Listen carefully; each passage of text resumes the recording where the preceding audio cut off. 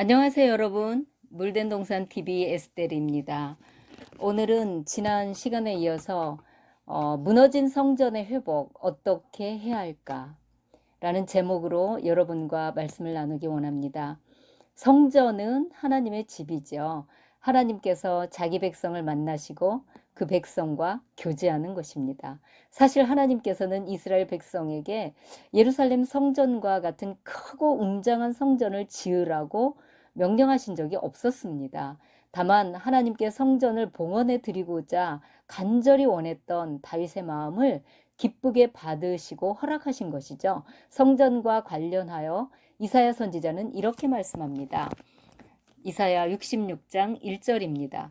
여호와께서 이와 같이 말씀하시되 하늘은 나의 보좌요 땅은 나의 발판이니 너희가 나를 위하여 무슨 집을 지으랴 내가 안식할 처소가 어디랴. 아멘.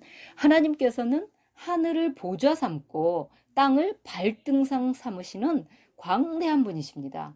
그런데 하늘과 땅 그 어디에 하나님을 다 수용할 만한 공간이 있겠습니까?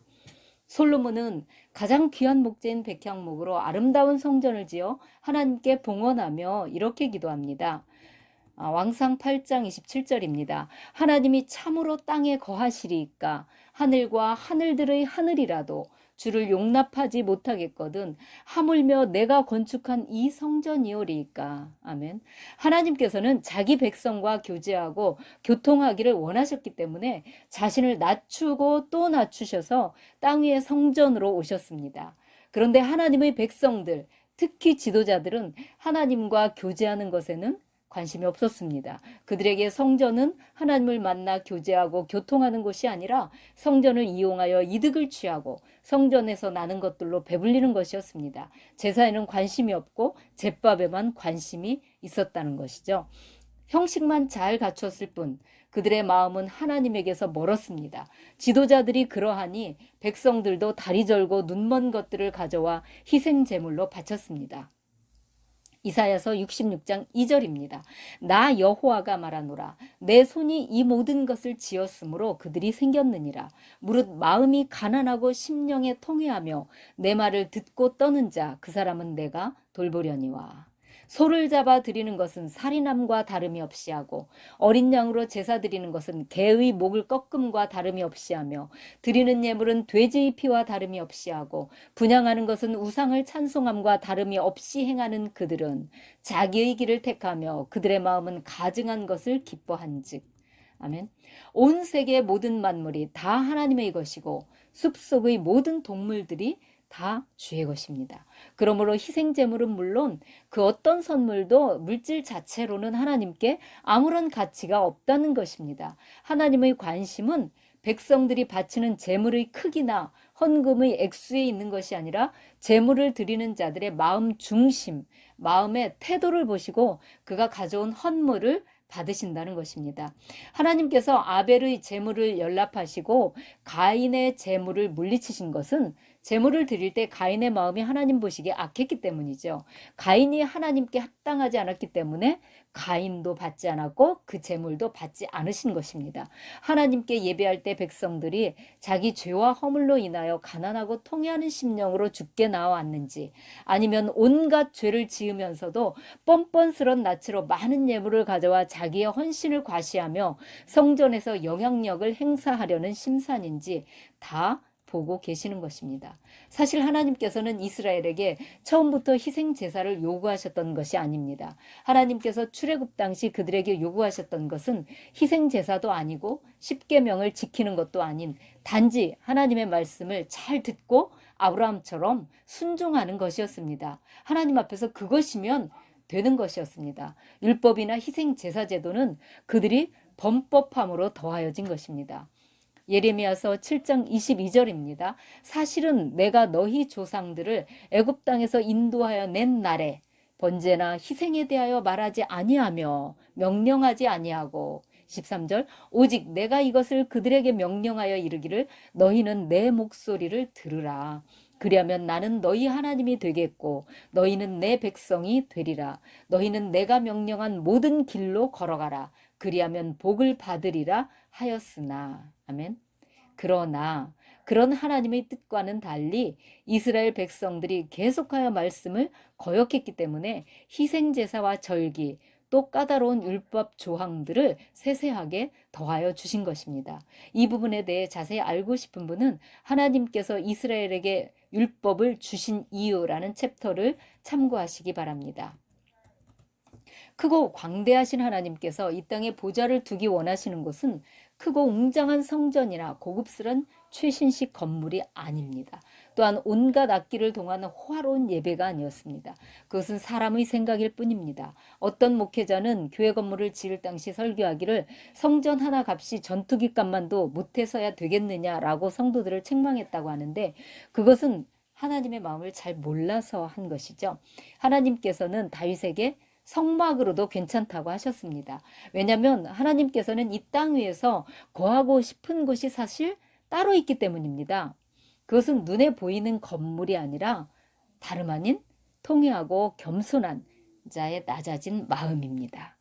매일 씻고 씻어도 어느새 틈타서 마음을 어지럽게 하는 우리의 죄성으로 인해 애통하며 상한 심령으로 주를 찾는 자들의 마음입니다.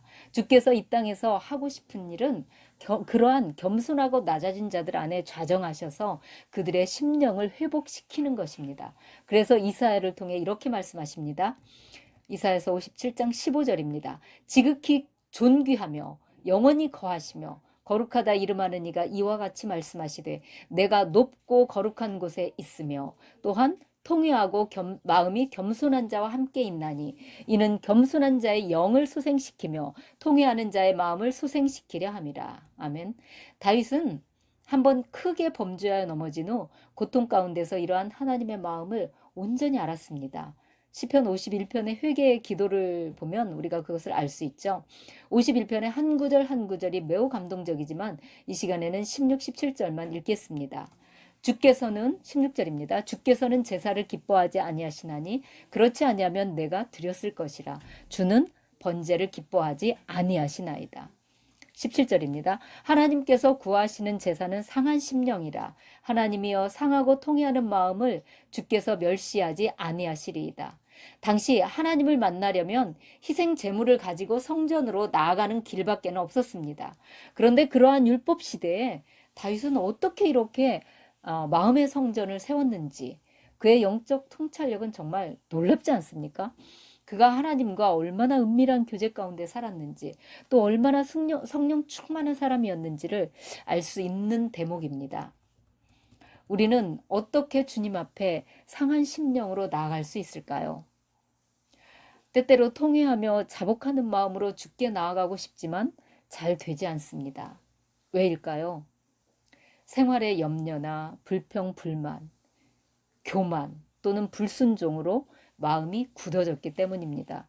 그러므로 먼저 우리의 마음 상태를 면밀히 조사해보고 순종하는 마음으로 하나님의 말씀을 매일매일 대면할 필요가 있습니다.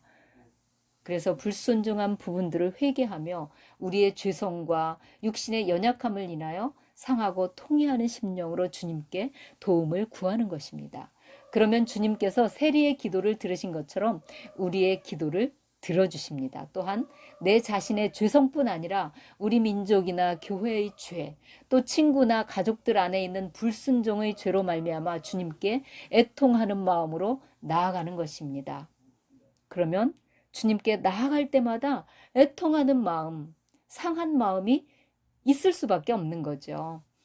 예루살렘이 멸망당한 가장 큰 이유는 우상숭배였죠. 우상숭배가 무엇입니까? 우리 마음에서 하나님보다 더 사랑하는 어떤 것입니다. 바울은 탐욕을 우상숭배라고 했습니다. 물질을 하나님보다 더 사랑합니까? 우상숭배입니다. 자녀를 하나님보다 더 사랑합니까? 우상숭배입니다. 자존심, 명예 또는 권력입니까? 우상숭배입니다. 정직하게 여러분 자신의 마음을 들여다보시기 바랍니다. 솔직히 이 모든 것에서 자유로울 수 있는 분은 아주 드물 것입니다. 그래서 주님께서 말씀하시기를 부자가 하나님의 나라에 들어가는 것은 낙타가 바늘구멍으로 들어가는 것보다 더 어렵다고 말씀하신 것입니다. 그러나 사람으로서는 할 수 없지만 감사하게도 하나님께는 가능합니다. 그렇습니다. 내 힘으로는 불가능합니다. 그러나 내 안에 성령이 오시면 가능하죠. 예수님과 3년 반 동안이나 함께 지내며 훈련받았던 베드로나 제자들도 성령이 그들에게 오시기 전에는 자신들의 죄성이나 약함을 극복하지 못했습니다. 십자가 앞에서 예수님을 배반해 버렸잖아요. 우상 숭배는 하나님이 주신 첫 계명을 어기는 피할 수 없는 죄입니다. 우리가 구원받는 방법은 하나입니다. 세리와 같이 통회하고 자복하는 마음으로 주님께 나아가 주님의 자비와 긍휼을 구하며 우리 주님의 보혈을 의지하는 것입니다. 이러한 우상 숭배에 대한 통회와 자복함은커녕 그것에 대한 죄의식조차 없으면서 예배로 나아가 뻔뻔하게 주님의 보혈로 구해주시니 감사합니다 라고 고백하는 것은 진정한 믿음의 고백이 아닙니다. 이스라엘 백성들이 성전 안에 온갖 잡신들을 들여놓고 음란하게 섬기다가 여호와의 절기가 되면 송아지 한 마리를 성전으로 끌고 들어가서 희생을 드리며 이제 내가 구원을 받았나이다 라고 말하는 것과 똑같은 것입니다. 하나님께서 우리에게 구하시는 제사는 상하고 통회하는 마음입니다. 하나님은 그런 우리의 마음 안에 들어와 우리와 함께 교제하시며 우리의 마음과 삶을 회복시키기 원하십니다. 하나님께서 원하시는 것은 오직 우리의 마음, 우리 중심에서 우러나는 사랑입니다. 이처럼 우리 그리스도인 하나하나는 성령이 거하시는 하나님의 전입니다. 그래서 사도 바울은 말씀합니다. 고린도전서 3장 16절입니다. 너희가 하나님의 성전인 것과 하나님의 성령이 너희 안에 계시는 것을 알지 못하느냐? 누구든지 하나님의 성전을 더럽히면 하나님이 그 사람을 멸하시리라. 하나님의 성전은 거룩하니 너희도 그러하니라. 아멘. 하나님의 백성입니까? 이스라엘 백성이 온갖 우상으로 성전을 더럽히자 하나님께서는 자신의 성소를 파괴해 버리셨습니다. 하나님의 백성이라도 하나님의 성전이라도 더 이상 그곳에 그들과 함께 계실 수 없었기 때문입니다. 하나님은 어제나 오늘이나 동일하십니다. 오늘 성전된 우리의 마음이 탐욕과 시기, 질투, 거짓말, 교만, 미움, 다툼으로 더러워졌는데도 우리가 그것을 방치해버린다면 우리의 마음 성전도 언젠가 버림받을 수 있다는 것입니다. 성령이 내 안에 계심으로 이제는 안심이야 라고 생각하며 방심한다면 아주 심각한 문제가 발생할 수 있을 것입니다. 사랑하는 여러분, 우리 마음 성전을 항상 깨끗하고 거룩하게 관리하여 물된 동산같이 늘 푸르고 풍성한 삶을 가꾸어 갑시다. 그래서 아직도 주께 온전히 돌아오지 못한 우리의 사랑하는 가족들과 또 주위에 죽어가는 많은 영혼을 살리는 저와 여러분 되길 축복합니다. 감사합니다.